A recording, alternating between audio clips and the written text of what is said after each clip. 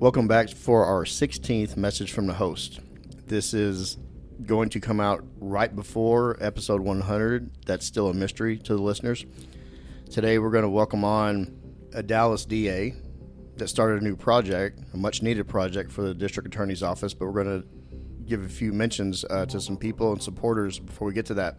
I want to take the time to update what's going on with the show and say thank you for some of the special folks that supported our mission. QT, thank you for supporting our golf tournament that's going to be coming up this fall. I want to say a very special congrats to the amazing young woman, Callie Behrens. She just made a DEA special agent. She's the daughter of former DPD Spencer Behrens and his wife, April, who's also a first responder and RN. This family is very special to me as they somehow trusted me in babysitting their kids 20-something years ago. I think that they must have scraped the bottom of the barrel to get to me to go out for date night with their 4 little kids. And it was pretty much me just putting them to bed and watching something on HBO. But I watched these kids grow from being literally babies, and now they're military, special agents. It's really impressive and a very special family to me. Camden, Devin, Sierra, and Callie, love you. Very special thank you to Legends Fit for hosting the Heroes Fair. A lot of vendors that come out, and we're going to steal some for our DPD Wellness Fair that's coming up in September. So for today's episode, and you know these messages are very loose and wild, but they're not too loose and wild today. We actually have real professionals behind the mic today. Sergeant Figueroa is here. Yeah, we're the loose and wild ones. We're the loose and wild. I think the listeners know that. They want to welcome on a very special guest co-host, Amanda. Tell the listener who you are. Hi, my name is Amanda Noyes. I'm a licensed clinical social work supervisor, and I am with Finding Freedom Therapy. We are a very small but fierce little practice. We specialize in the more horrific or ongoing traumas.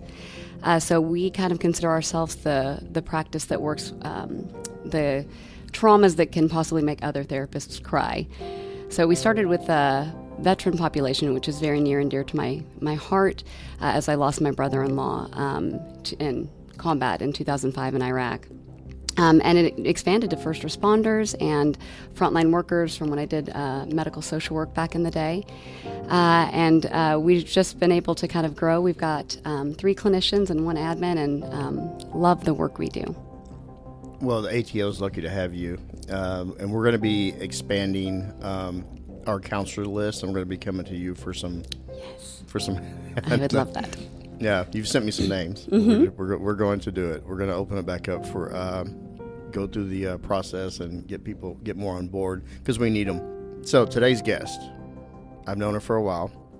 I met her back when I was in legal, just through email really, and then we finally met in person when she came to us with this new initiative that she wanted to start up for the Dallas DA's office. Jennifer, welcome to the mic. I know you've listened to some of these. I have. This podcast is actually what kind of spurred the idea.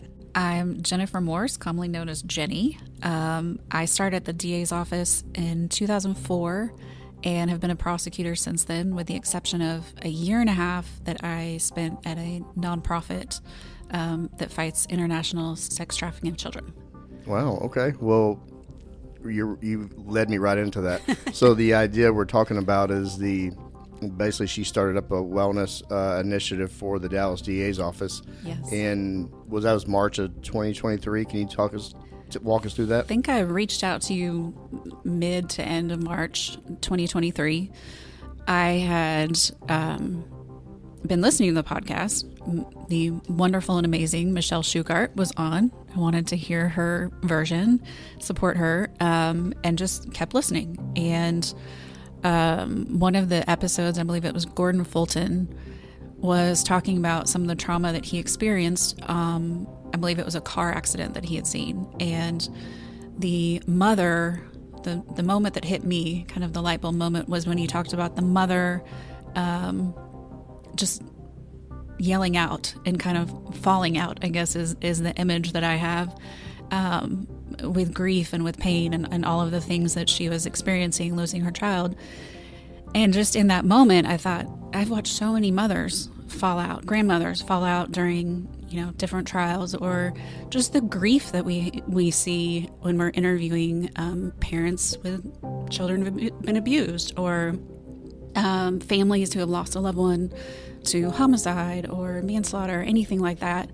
And it just gave me a different perspective on what could be trauma, because I think the common thought, and it was mine up until I reached out to Joe and went, I don't know what this is, but is that we don't have trauma, right? We're not getting shot at. We're not responding to dead bodies and picking people off the street, and even, PES is responding to the scenes, and they're responsible for picking up shell casings and all of that. We don't do that, right? And so I think for a long time, and there's probably still a lot of people that think this, but that we as prosecutors don't have trauma. And so I think that was the first moment where I had, that idea that we might actually have trauma. So that was when I reached out to Joe. And I remember I sent an email and was just like, this is the craziest thing. What am I doing? Sent him an email and said, hey, I was listening to this podcast. It gave me an idea. And the reason it kind of all came together, I at the time was one of the deputy chiefs over misdemeanor. So I was in charge of the intern program, and then obviously supervising the amazing brand new prosecutors. And a lot of them were having, not a lot of them, but a handful of them had some issues with, especially interns. They've never seen anything like this. And we put them in felony courts where they're immediately first day, second day looking at, videos of people dying. And so we had an intern come in that was having some issues with that, as well as some of our misdemeanor folks that were, just struggling with some mental health issues. And so I felt like I didn't have the resources as a supervisor to properly help them. We had EAP, but I didn't know who they were going to and if those people were trained. I've had the experience of, when I was seeing a therapist back when I was in child abuse, of telling them about everything that I was going through and having them, having to kind of console them of, no, this is just my day to day. It's okay. And feeling like they probably weren't used to what we do and the crazy things we do. So, just feeling like I didn't have the resources I wanted to have as a supervisor to support my folks and my team. And, so just was initially reaching out to Joe to just say what resources could be out there for our people. Is it something that we could send people to the ATO counselors? Is it something, bigger than that? I don't know. And I will say Joe has been so supportive this whole time. And there have been a number of days where I've reached out to him and been like, I can't, this isn't going to work. This is not going to work. And he's just been very, very positive and supportive. So thank you, Joe. Well, you're welcome. I believe in your mission, and I know that it's very needed, because I think there's a misconception on trauma and actually being boots on. People feel you have to be boots on the ground. You have to be in the middle of it. And you have to actually be there and see, smell, hear everything. A lot of detectives, they don't see. They're not necessarily boots on the ground either. They get the case after the fact, and they have to do a follow-up, watch videos, interview suspects, deal with grieving witnesses, complainants, victims, family members.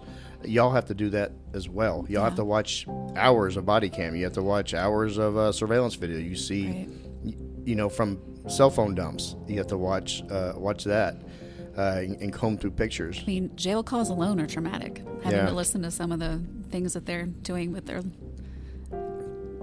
significant others. That secondary trauma is very real, and you guys probably get into it more in detail, and the follow-up, and you probably learn more about the case, much more than the responding officer does, because a lot of times we'll respond to a scene and then we just deal with whatever's going on at the moment, but then we're in the back of our minds, we're like, I wonder whatever happened with that case. You know? That's true.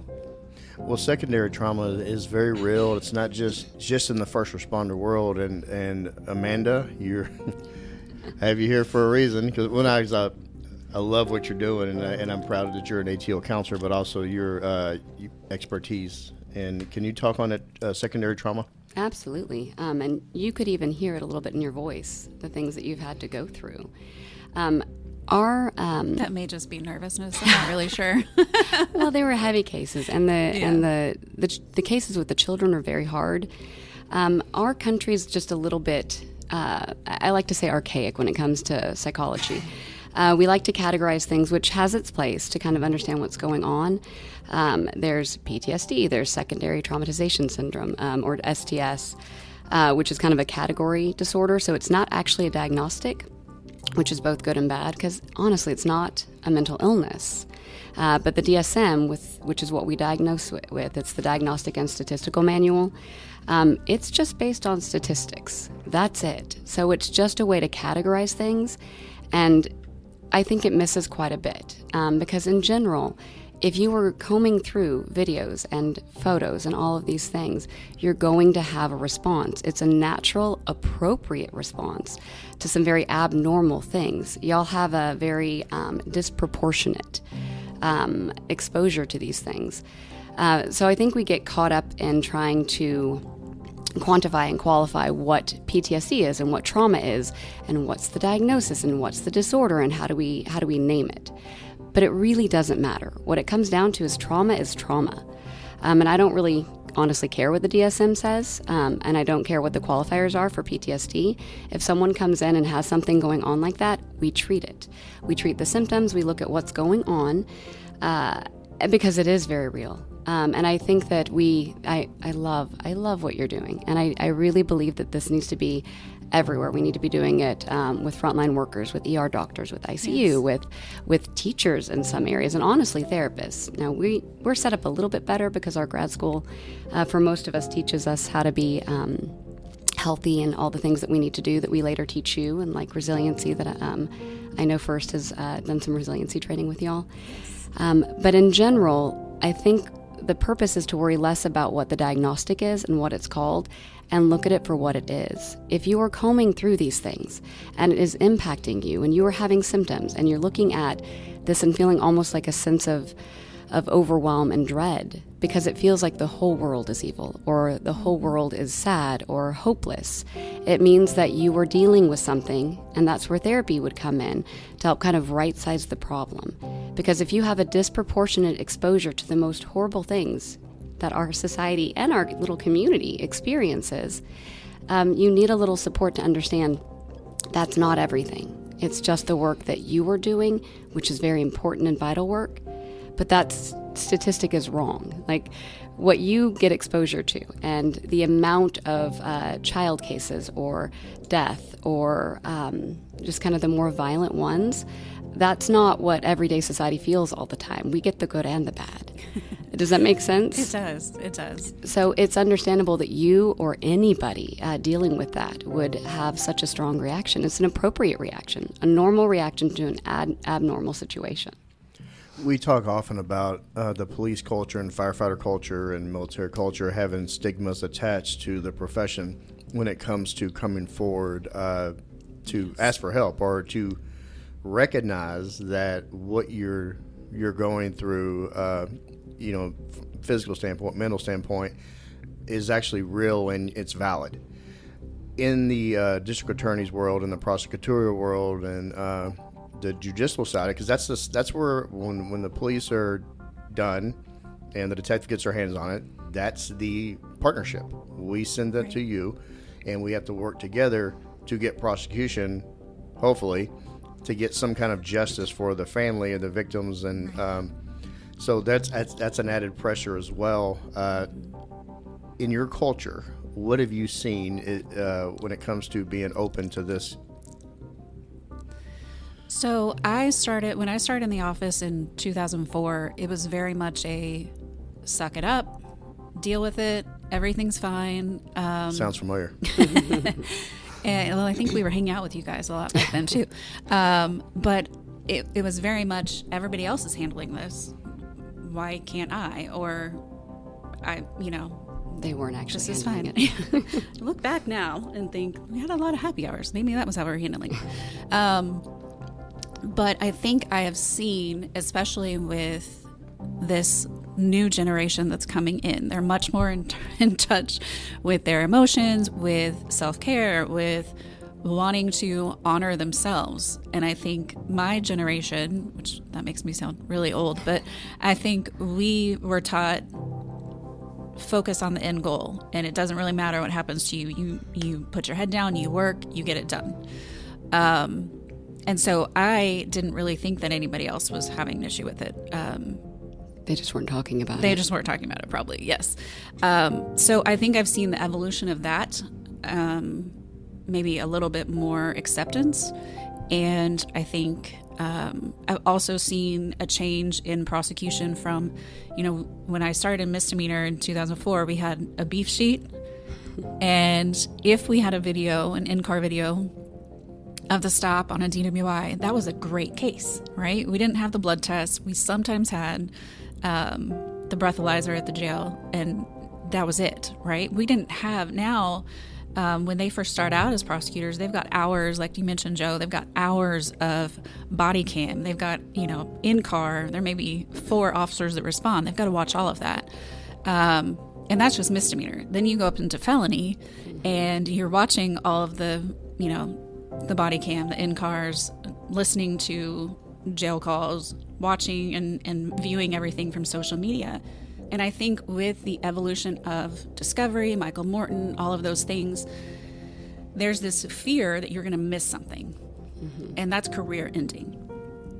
And unfortunately, I think there's a lot of defense attorneys that are very quick to throw that out. Brady violation, Michael Morton violation. And so Richard Miles, haha. all of that.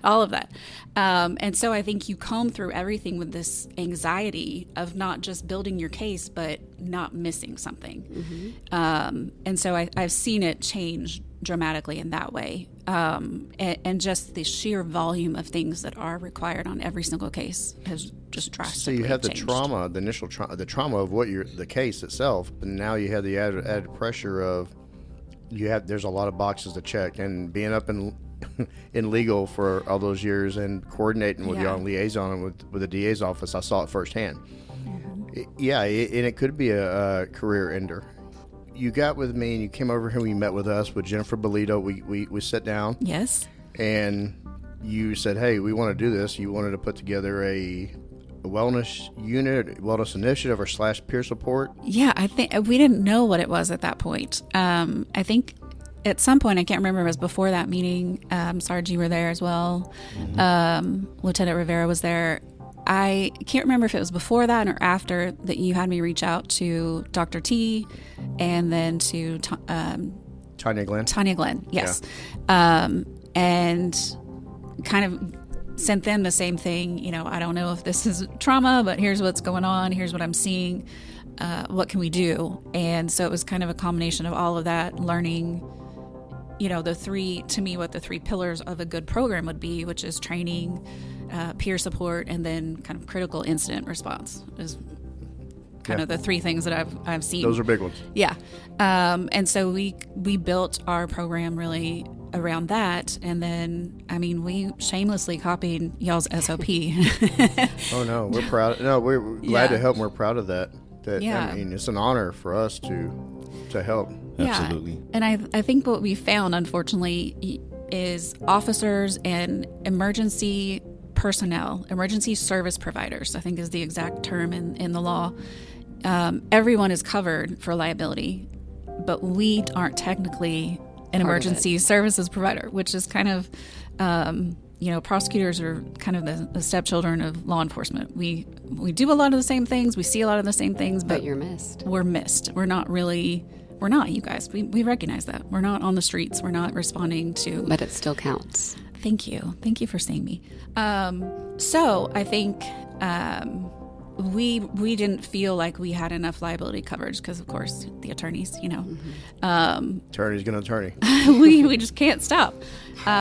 So we are actually trying to, we proposed some legislation changes and trying to add prosecutors to that coverage for liability for peer support. But until then, we didn't feel like we we're covered enough legally to start that. Did y'all not have any? What did you have before this? EAP. Okay. And some of the supervisors didn't even know what EAP was. Yeah. So it was not, there was nothing. We had a couple years ago, I think it was 2019, we had a leader in our office, an amazing man, Justin Lord. We lost, and we had a chaplain come in, maybe one or two, and they were set up. They had hours that you could go and talk to them, but I don't know that anyone really felt comfortable using them. Maybe people did, and I just didn't know. But we also, I was really proud that we actually acknowledged it as an office, and they had the amazing Terry Bentley Hill, come in. I've used amazing about 3 or 4 times. So no, every time you use it, it's worthy. Trust me. She is amazing. The incredible Terry Bentley Hill came and spoke about some of the things that we might go through, and all of that. But that was it. That's all we had. Okay, so when I remember, as I was in legal at the time, and I was talking to several DAs that were affected by that, and they were just, their hearts were completely crushed by. Yeah, he was a pillar in our office. Yeah. Absolutely. And we take the model here of we get informal leaders and and very respected officers and staff of high character to go out and do checkpoints and reach out to people that. It's not Rick from HR reaching out to somebody's going to roll their eyes and, play on their phone. But you had the opposite. You had that similarly with someone that was a pillar that was struggling clearly with mental health, and nobody knew about it. And then when that happens, it shocked your system. Yeah, I don't think any of us, and I don't know that we still know if it was just situational with what had happened that night, or if it was an ongoing thing. You never really know. Yeah. No. And I don't know that it's important that I need to know, but I think that was a big wake-up call for a lot of us.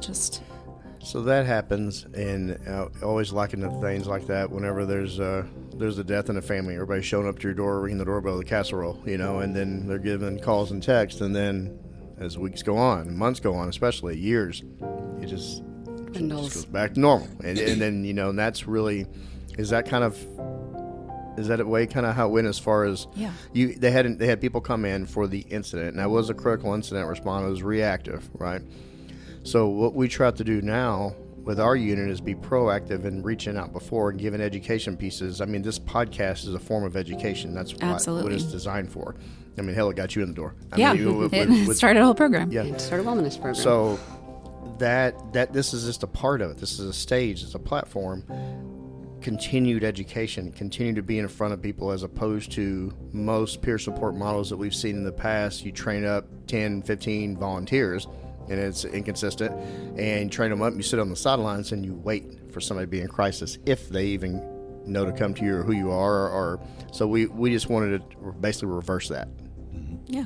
Be proactive about it instead of reactive. I like it. So after you met with us and you package everything up and you take it to your bosses, tell us how that looked.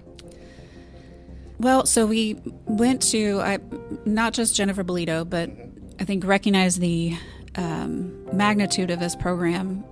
I gathered a few other leaders of our office, and so there's a committee of us, Lauren Black, Jennifer Bolito, Julie Turnbull, and Kim Nesbitt and I, and we wanted to just push the ball forward. I was very lucky that they all 4 of them bought into the idea, they supported the idea, and we went to Judge Crusoe and said, this is what we would like to do. What do you think? And he has been on board from the beginning, and we've been really lucky to have so much support from the top. Well, we feel the same here with Chief Garcia. I mean, this unit would not be here if it wasn't for his openness and his vision and really progressive thinking. Yeah. It's good they can see that, though, because one of the purposes of my practice is to help people get better so they can continue doing what they love. When people buy in from the top, they're actually protecting themselves in the program. The healthier you are, the longer you can do what you're doing and the bigger impact you can make. And if we could just wrap our heads around that in this society and understand that if we're healthy with our mental health, we can keep doing the hard work. And I think it takes understanding that mental health is part of your health. It's not just this thing that sometimes people deal with. I think it's a vital part of the whole person. I've seen that movie Inside Out. They have a new one coming out. The part two. Yeah, part really 2. good. Have you seen that? I have not. And introduce anxiety. That's my homework gosh. for half of my adults. It's Okay. amazing. It's very good. I mean, it's a kids movie. It's a Disney Pixar movie, but it is really good. It's really good for any age. But part 2 is coming out and dealing with teen. It looks like they're delving into teen anxiety and. Oh gosh. Okay. You got to see it. It's really good. Yes. Surprised my nephews haven't tried to get me to watch it. That's great. That's one actually I don't mind Carmen watching over and over. So, Teaches emotions. yeah, It just normalizes it. Because it really does, and it packages it and presents it in a way. It's education. That movie is really education, but they package it in a way that's understandable and entertaining for and kids. why the emotions are needed. Because whether we like it or not, we have emotions. Whether we like it or not, we're human. So we can either ignore our emotions and it doesn't turn out well, or we can get closer, know them, and understand how to manage them. Yep. So selling to your bosses and getting when did it finally hit you of kind of your watershed moment? This is actually going to happen. The day that we were standing in the first training. Okay. I wasn't really sure we were going to get there. Dr. T and Yes. first. Okay. Yes. We were lucky enough. We felt like at the time, Tanya was not in the DFW area. And so it was not really logistically possible to bring her in for all the things we were hoping to do. So with First, we felt like they had a very comprehensive program dealing with training and like I talked about, those 3 pillars of the program that we really wanted to utilize their expertise, and knowing that they had dealt a lot with DPD and other law enforcement units and departments throughout the DFW area. We felt like they had the expertise and the experience to help us get through that training. That's wonderful. They have a really good grasp on it, and this whole podcast was kind of spawned from a visit with them. Yeah, anybody that listens to this knows, and I've worn this story out, but it started from their 3-day seminar that is actually coming up in October. We're going to go back to it, but you found out later you do have a connection with a member of First. Can you talk about that story? Yeah, it was wild. So we show up to the first. I wanted to be at the very first training, make sure everything went off. Luckily, it was a lot of my baby prosecutor. We call them baby prosecutors, but they're adults prosecutors in misdemeanor, because I figured they would be the most, give the most grace if something went wrong. They're not going to poo-poo on it initially. Okay. No. I think they bought in pretty easily. But we get there, and Dr. T is introducing me to her team, and I recognized this woman named Tina. And I said, "You look familiar. Did I meet you on a tour? I'm so sorry. I'm not placing it." She said, "No, you prosecuted one of my cases." And I said, "What agency?" And she said, "Carrollton." And I immediately knew exactly what case she was talking about. And I said, "Child abuse case?" "Yep." I was like, "Oh, damn."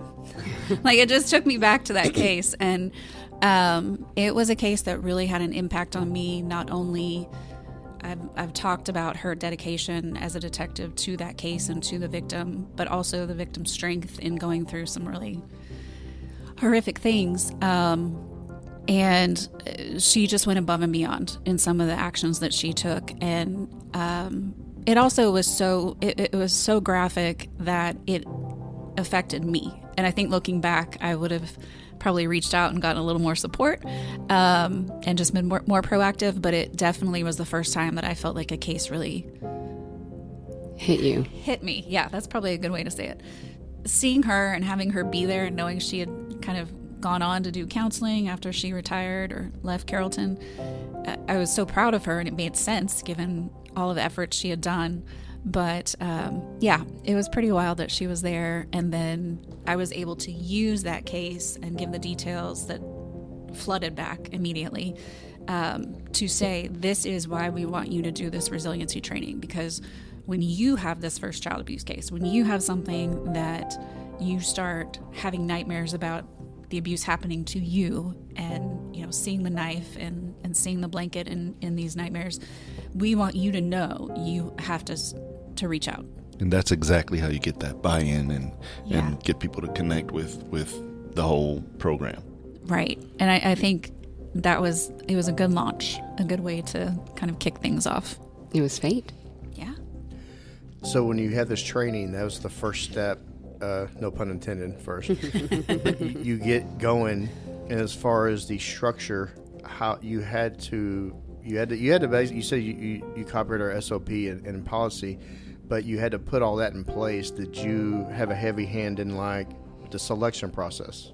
Selection of who's going to be with you to do this with the committee. Okay. I definitely reached out. So yes, for that part. Okay. And then we were, if we had the coverage, I think we were going to select a peer support team, but we've kind of put that pillar on pause for now. And that's being worked on as far as like getting legislation to actually put you under that umbrella of coverage. Yeah, that's a big one. Yes, we have a liaison to the legislation page who is going to work all of her angles, hopefully, and make it happen.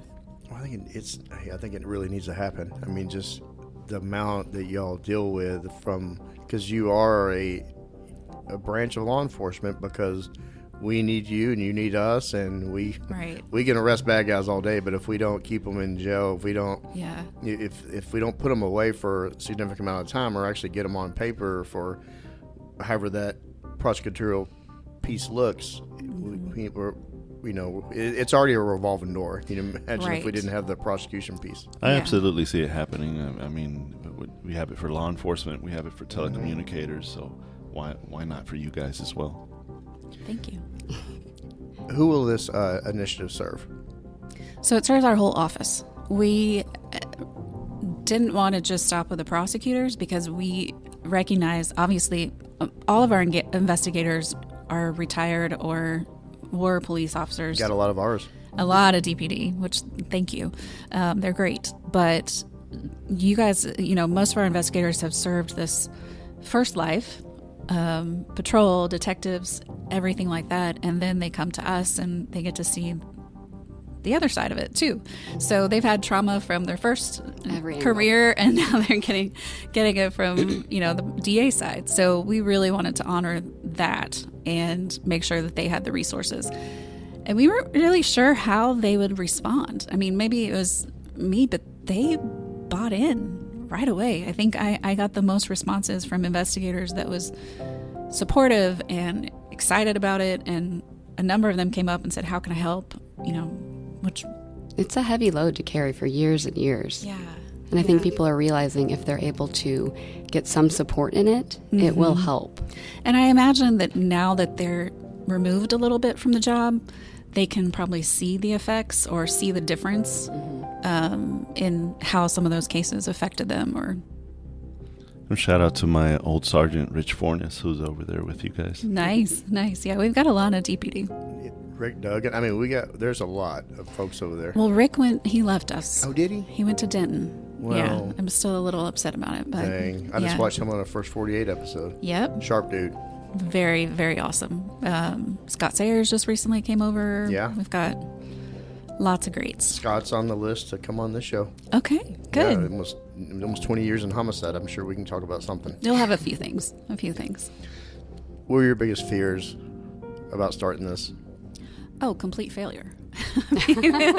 Just complete failure. And I think that there wouldn't be support and there would be so much resistance. And we definitely had some resistance internally. But I think just that it would never get off the ground and that it wouldn't make an impact. All the pieces seem to have fallen in the right place at the right time. Your heart's in the right place. You had the right leadership to make it happen, and that's really what you need. Those are the building blocks. Thank you. Yep. And they started doing. I was looking into all this last night when I heard of the DA Wellness Program. I'm like, that's amazing. It's a fantastic idea, because if we address mental health, it's helpful to everybody. But it looks like they started some studies back in 2016. And they started looking at DAs and understanding that lawyers and law students actually have a higher statistical rate of anxiety and depression. And alcoholism. And suicidal ideation. So very similar to police. It's compared to the population in general. Again, you have a disproportionate exposure rate. So it makes sense that those would be higher. So, like, I think society in general, understanding that what you do, you've got the numbers. Statistically speaking, whether you think it's trauma or not, you are having these reactions to what you're doing, and that matters. So having something like this is almost vital if we want to actually have somebody to prosecute. And I would love to, I know that lawyers in general have been studied, law students, but I would love for prosecutors particularly to be studied, because we're a unique branch of law. But I don't know of any studies out there. So I'm trying to remember if there was two that I read about. I can look and check if it was prosecutors, because I was looking specifically for DA.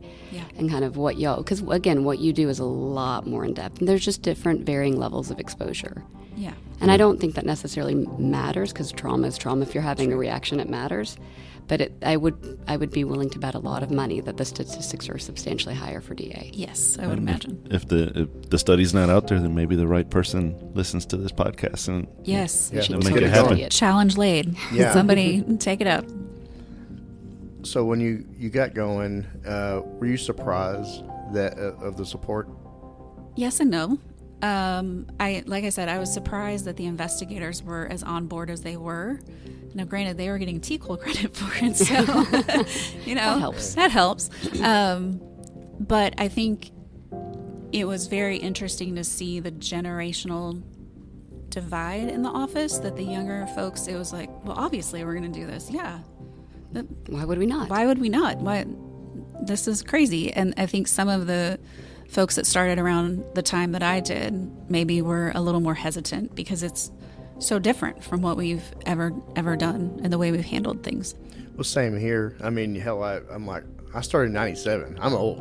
So if I can change my mindset and my outlook, I know that even the more stubborn folks can. Sure. Yeah, it's right on par. I mean, exactly the same thing happened here. Same coping mechanisms. Alcoholism Yep. is rampant. I mean, we had discussed our alcohol policy with you. I think I shared it with you. Yes. And that's a big piece. Sure. I mean, it's something nobody wants to talk about, but until somebody makes the news.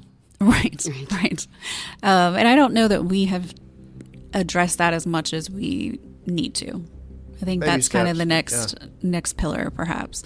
But so right now we have trained everyone, or it was voluntary, strongly encouraged, but voluntary, on the 2-hour resiliency training. So going through what happens within your brain when these things, you can talk more to that, Amanda, but how it affects you physically, things that you can do to kind of pull you back. And it was great because after the first training, we had at the time a misdemeanor division chat on Teams, and I saw some of them talking about the parasympathetic psi and using the mints. They have an example where they use the mints and your 5 senses, and so knowing that they picked that up and were using it was pretty cool. Can you talk about that? The sympathetic and the parasympathetic? Yeah. So effectively, when we're experiencing trauma, you're going to have your system flooded with a lot of different things. The main one that we talk about is cortisol, and that's a stress hormone. And it's not the only one. There's adrenaline, there's all the things. And so our entire system is flooded, and our brain is on alert. And so you'll hear about, parasympathetic and the sympathetic. And what you're trying to do, and there's also the polyvagal, if y'all haven't heard of polyvagal, and understanding like how our bodies respond to that level of stress. So now we understand, because neurobiology is finally catching up to psychology, and it's fantastic. And so we're learning different ways to calm down our systems, because our brains are under the impression that we are in immediate danger. And sometimes, like with police officers, when you are on scene, you are. But oftentimes it's after the event happened, or when you're combing through everything in the DA's office, and you're not actually in danger in that moment. And so we learn different ways to calm down our systems and kind of reset and realize that we are safe, we are okay, and we've got to kind of slow down that process of the dump of the cortisol and adrenaline and so different things. And my favorite thing is water. Like, I drink a huge amount of water just being a trauma therapist. So understanding how our bodies react to these things and how to calm them down and remind ourselves that we're safe and it's okay. can make a huge impact. So tell me, because I don't know, when you drink water, what is the effect? So think of it like a massage. When you get a massage and they release all of the knots in your back, and they always tell you after to drink water because you have all of these things in your system now, because it can make you nauseated. It's the same thing. So one of the things I do with Sergeant Fig and our psych eds, and it was so funny because it's just a normal thing for me because I've been doing trauma therapy for almost 20 years now. And so water's like just a vital part of it. But the one takeaway, I was like, what worked, guys? What did it? And they're like, water. I'm like, water? Out of everything I just went through, your one takeaway is water? And they're like, yeah, that's amazing. We didn't know. When your body is flooded, you have all of these stress hormones like coursing through you. And if we don't take care of our cortisol levels, and cortisol is fun because that's where you gain weight right around the midsection. So when we see a lot of officers and first responders have a little bit of a belly, that's actually a trauma response. Yeah. So again, neurobiology, biology is catching up with psychology. So when we take care of ourselves and like during the event, during the trial, when you're going through and combing through the evidence, if you're spending hours watching horrible things, which you are tasked to do, having a lot of water with you and finding different ways you can actually do the five senses or anything to kind of calm down and remind yourself that you are safe, it helps. And the water actually flushes things out of the system faster. Does that make sense? It does. Our officers love having you come do our psych eds because it's very educational and useful after having been through a traumatic event and having experienced one. Yeah, let me ask you this, Jennifer. Do you, as far as going to the beyond the first training, and do you do anything like other pieces of education? Like we do a newsletter here that we send out every 7 or 8 weeks, and things like that, like just even listening to her talk about the water. I think that would be a good piece for a section for the newsletter to kick off, or we'll have a section about EMDR or ART or just stuff like that. We're working on it. Okay. Well, if you need any help on as far as guidance on that, I gladly will. I will shamelessly. Oh yeah, no, take everything you give me. We're in this together. Yeah, I think that's one thing that we pushed so hard, and it felt sometimes like we were pushing a boulder uphill. That I think we all collectively kind of collapsed after, a little bit after the last training, kind of went, okay, we need a break. Yeah. So I think we're just now getting back to where, we want to kind of go to the next phase, which is education, but in a more interactive way. We would like to bring, yoga and nutrition and some of those stretching that, Chase does with First and some of those things that we would love to do that, kind of talking about water. All of those things. We actually have a yoga class that we have every monthly, and you guys are invited. Yeah. And also look at that. We have a Fight Club, which is alcohol rehab for first responders only. Fantastic. You guys are invited to that too. So we need to collaborate a little bit more and absolutely and get things going. Yeah, absolutely. And I think knowing, looking into EAP, knowing that there's a number of sessions covered is great, but I love that DPA, ATO, that you provide free counseling, and eventually I would love to be able to provide that to folks in our office as well. And we're just not there yet. Just to throw it out there for anybody who doesn't know what EAP is, it's Employee Assistance Program. Yes. And it's normally through your insurance, which offers 6 to 8 sessions for free? I think for attorneys, it's either 5 or 6, and then I think for the investigators, it might be 7 or 8. Okay. And that's something. And there are some fabulous therapists that are on it, but not many. And that was important to us to make sure that we were sending folks to the right people, to the people that were culturally competent. Absolutely. And game changer. Yeah, and hopefully they have. That's probably the one thing that we can't measure, obviously, with privacy and all of that. But I think based on the responses after the trainings, with the folks going up to people and saying, how do I get that? And I made sure and typed everything out. You call this number, and then you call this, and then you do this step by step. Hopefully some folks have utilized that. Yeah, I want to share with you our newsletter again. And then also I need to show you this too, Amanda. We have this critical incident response sheet that we send out, and it basically has what to expect from a physiological standpoint, and then we send that out to folks. And need to be better, more consistent at that. But there was an incident that happened at the property room of all places, and last year, and I had sent that out to the whole unit, and one of the supervisors told me that 2 of the people actually went and got help. Great. Because just from education. That's all this is about. Is getting I wanted to make it as easy as possible. Yes. I know that when people are in crisis, the last thing they want to do is research. Right.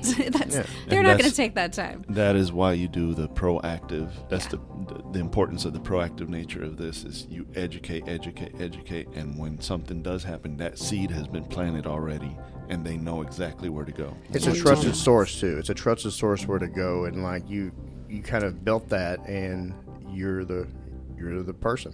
They come to you, and that being said, if somebody was to walk in, or Amanda, you just say, "Hey, Joe, I think I need to go to rehab." I mean, I would know. I could get her onboarded within the hour to one of our facilities that we have vetted. Yeah. So that's my job. Mm-hmm. If you needed something for your kid, your teenager that may be cutting, I have something for that too. Yeah. That is what I do now. So that's you're a social worker. Yeah, right. Yeah. I passed the buck to somebody else, so let somebody else handle it. But that's a part of it too, dealing with families. I mean because we haven't even talked about this, about the home life.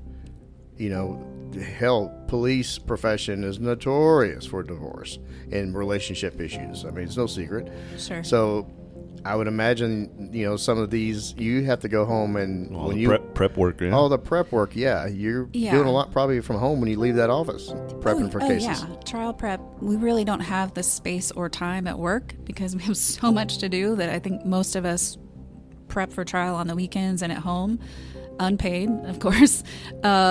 And so I think I remember I was working on a capital, and I had the pictures all over, the island in my kitchen. With the strings going like on the movie. Yeah, that would have been more organized.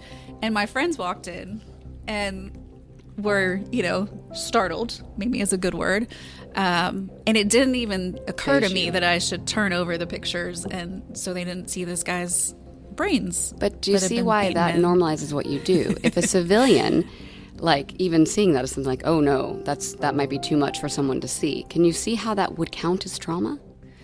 Now that you say it like that, yes, absolutely. If we're shielding civilians from things because it's so heavy, and if you saw a civilian who experienced that and you thought, oh my gosh, I can understand why that would feel like trauma, then we kind of need to take it back and look at what we're doing. Yes. Because it's trauma. And I think the first time I really had that moment was while I was in child abuse, and I had a group of friends that were in the fashion, I guess, industry, so to speak. And I remember we were out one night and they were discussing the different color of gold. Oh yeah. And talking about, rose gold versus yellow gold. And I had just interviewed a 5-year-old talking about these horrific things that had happened. And I remember thinking, our jobs are not the same. No. Yeah. And I am not going to share with you what I did today so that you don't have to carry. It's that whole, sheepdog thing where you were carrying that burden. Yeah, you can't even tell your story. I mean, it would ruin the gold and magenta coordination conversation. Yeah, kind of brings the And you're worried about you probably wouldn't be friends. Yeah, you probably wouldn't be invited back. No. Not to those events. Yeah. Not to those events. Keep her away. But that's what we need to look at. We need to look at that if we would not share this with the general population. Yeah, exactly. But that's also something to keep in mind is one of my biggest things, and I think an important push for my practice with Finding Freedom Therapy, we try to say is that we want to normalize it up front and help people continue to do the jobs that they're doing and that they love doing. If we get help early on so we don't have to come to Joe when it's time for rehab, and we normalize up front and get help going through it initially and normalize what we're going through, not only are we keeping ourselves healthier so we can continue doing what we love, but we're also helping society and keeping our streets and our civilians safer because we're nicer to them. Yeah, we're healthier. There's that. Being nice is a good thing. And I think being able to empathize with the victims and their families, I think. Without burning out and shutting down. Yeah, or being jaded, completely jaded. I think that's one thing that officers are known for, and we might be as well. at a certain point. You are. Oh, yeah. I mean, Yes, you are known It's for a this. coping mechanism. So important to develop that healthy Yes. coping mechanism instead of falling to Yeah. alcohol And remembering why or we do what we substance do. abuse or Right. having problems at home. Yeah, and recognizing that, with the child abuse metaphor, that even a touch is the worst thing that's ever happened to that family and that child, even if it's not the most horrific case you've ever had. It still counts. And trying to remember, I'm meeting this person, this family and talking to them about the worst thing that's ever happened to them, and trying to honor that and their experience, I think, is something that I pride myself on. And that's easier to do when you have the support to carry that weight. Yeah, and I would like to also, we found a few things that hopefully will help our trial court prosecutors a little bit, because we do have this aspect of being social workers, right? We have families that come in, they're in crisis, they're going through things that they shouldn't have to go through, they need help too, and trying to sometimes find them the resources. Again, we didn't even have any for ourselves, so we have a few things hopefully that we can start providing to them, where they can connect people with social workers, with counselors right there on the spot, and kind of take that burden off of the prosecutor. And That would be good. yeah, One less stressor. So that's at the next phase for me, hopefully. Today I'm going to send you it's a list of videos that put together for officers' kids, and it basically talks about stress management, anger management, trauma, dealing with trauma, but they're kid videos. But if you watch them, they're very easy to digest, but they're the same education that the adults get. It's kind of like the Inside Nice. Out. But I'll send you that list, Yeah, and that'd be that's great. something you can actually share with some of the victims, and for the kids, they're really, really good little videos. I had my daughter watch those. Fantastic. And I do that with my adults, because I work mainly with military. And I always let them know, I was like, I'm showing this kind of from a kid's perspective because you were never educated on this growing up. You have no experience with this, so why would you understand how emotions work? Why would you understand how your body reacts to these things? So it's not even it's not meant to be disrespectful, but sometimes having such complicated things explained in such a simple way is very helpful. And it's a good way to normalize that we're all going through this, and we need to be teaching it in kindergarten. Yeah. Jennifer, I got one final question for you. How proud are you you're just in the beginning stages of this, but when it's all said and done, that you're actually building something that could help generations of prosecutors in that building and beyond, and their families? Obviously, if it has that impact, I will be very proud. I recognize I'm not the only one that's been involved. This has been a team effort for sure, but I hope that it will have a lasting impact. I think even knowing, we had a couple articles come out about the program, and different agencies, offices have reached out to us. So even knowing that it could impact or hopefully influence another DA's office to get on board and start a program of their own is incredible. But I think I don't think we're done yet. And so I don't feel that pride yet, because there's so much more I feel like we need to do to be completely effective. But that is the hope, is that this will impact generations. And I think that was one of the things that my chief, Jeff Keller, and I in misdemeanor would always say, is that we are impacting generations of prosecutors in this office. And so I think that's the mentality that hopefully has come into this program as well. ATO family, the great Jennifer Morse, Dallas DA's office. She is planting trees that she will not see the shade of.